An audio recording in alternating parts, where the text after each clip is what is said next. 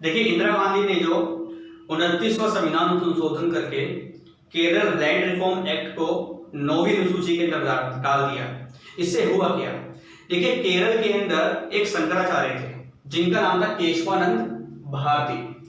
केशवानंद भारती केरल के अंदर एक बड़े मठापति थे, शंकराचार्य थे। इनके पास केरल की बहुत ज्यादा प्रॉपर्टी इनके पास थी।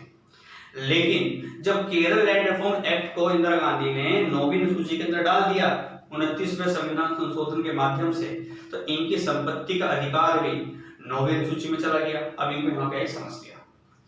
तो शंकराचार्य जो हमारे केशवानंद भारती थे, ये 1972 के अंदर 1972 के अंदर चले गए सुप्रीम कोर्ट। और सुप्रीम कोर्ट गए और ये इनका मुख्य जाने का मामला यही था कि इंदिरा गांधी ने जो लैंड रिफॉर्म एक्ट केरल का डाल दिया 9वीं अनुसूची के अंदर 29वें संविधान संशोधन के माध्यम से, इसके खिलाफ ये सुप्रीम कोर्ट गए थे। देखिए, ये मुख्य रूप से गए थे 29 कॉन्स्टिट्यूशनल अमेंडमेंट एक्ट और 24 एवं 25वें संविधान संशोधन को लेके। 24 को भी लेके गए और 25 को भी लेके गए। इसका हवाला भी उन्होंने वहां पर दिया। अब देखिए, ये जो केस था वो था Kerala state versus union of India. कहने का मतलब कि केरल सरकार बनाम भारत सरकार। अभी जो केस था, इस केस के अंदर 13 जजों की बेंच बैठी सुनवाई करने के लिए। और रोचक बात यह कि 1972-73 के आसपास सुप्रीम कोर्ट के अंदर सिर्फ 13 ही जज थे, तो फुल बेंच बैठ गए। कहने का अर्थ है कि जितने जज थे सुप्रीम कोर्ट के अंदर, वो सभी जज इस बेंच के अंदर बैठ गए। तो देखिए, हमारा जो आर्टिकल है 145 का 3, आर्टिकल 145 का 3 ये कहता है कि यदि कोर्ट ने कोई किसी केस को लेकर पहले जजमेंट दे दी है और यदि उस जजमेंट के ऊपर दोबारा विचार करना है, तो पहले जितने जजों की बेंच बैठी थी उससे बड़ी बेंच इस बार बैठेगी। और केशवानंद भारती जो थे वो गोलकनाथ का मुकदमा भी लेकर गए सुप्रीम कोर्ट। गोलकनाथ का मुकदमा पंजाब लैंड रिफॉर्म एक्ट से संबंधित था, क्योंकि इसमें हमने पढ़ा गोलकनाथ केस के बारे में। तो इसको भी लेकर गए और गोलकनाथ केस के अंदर जो जजों की बेंच बैठी थी वो 11 जजों की बेंच थी और गोलकनाथ मुकदमे के ऊपर पुनर्विचार करना था इस केस के अंदर, तो इसलिए 13 जजों की बेंच यहाँ पर बिठाई गई। अब देखिए, इस केस के अंदर काफी बड़ी सुनवाई चली, काफी डिबेट हुई। उसके बाद 709 पेजों का जजमेंट आया केशवानंद भारती को लेके, जो केस था उसको लेके, और 7:6 7:6 इसके माध्यम से जजमेंट यहां पर सुनाया गया कि 7 जो जज थे वो पक्ष में थे और 6 जज इसके विपक्ष में थे।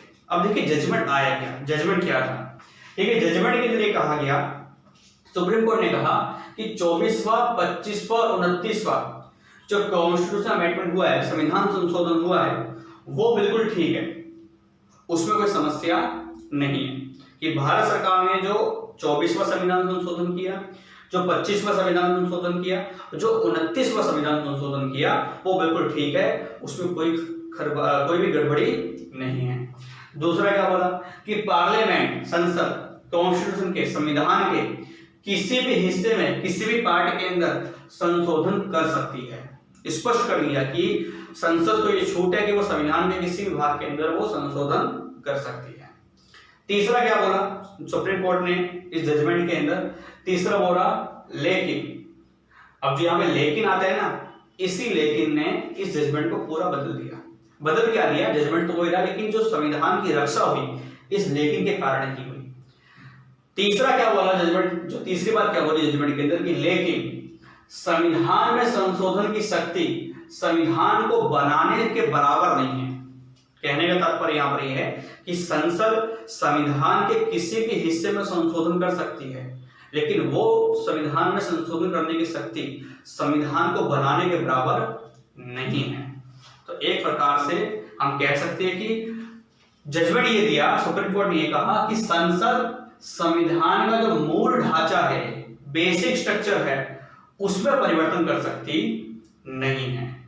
कि संविधान में संशोधन तो कर सकती है, लेकिन संविधान को दोबारा लिख सकती नहीं है। अगर हम थोड़ा ध्यान दें कि जो शंकराचार्य केशवानंद भारती थे, ये जो कोर्ट गए केस लेके, इस केस के अंदर शंकराचार्य जो केशवानंद जी थे वो हार गए केस, क्योंकि जजमेंट क्या आया 24, 25, 29 जो संविधान संशोधन हुआ वो बिल्कुल ठीक है, लेकिन ये किसके खिलाफ गए थे? ये गए थे 29 पे, 24 पे, 25 पे। तो यहाँ तो इसके खिलाफ गए, यहाँ पे इनके खिलाफ जजमेंट आया है यहाँ पर। तो कहने का यहाँ पर यह आता है कि केशवानंद भारती जो थे शंकराचार्य केरल के, वो केस हार गए, लेकिन इस जजमेंट ने भारत का जो संविधान है इसको संरक्षित रखा, इसको सुरक्षित रखा।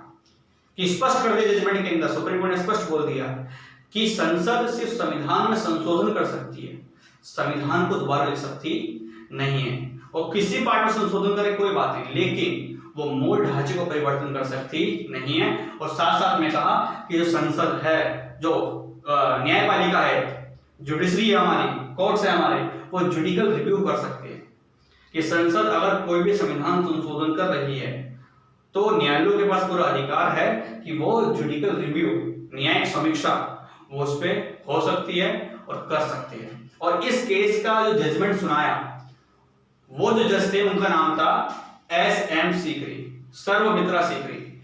जो सर्वमित्रा सीकरी थे वो 1973 के अंदर, हम 73 के बाद चल रहे, 73 पे आ गए हम, 1973 के अंदर ये भारत के मुख्य न्यायाधीश थे। और रोचक बात ये है कि देखो, ये जो जजमेंट आया वो आया था 24 अप्रैल 1973 को, केशवानंद भारती का जो जजमेंट आया।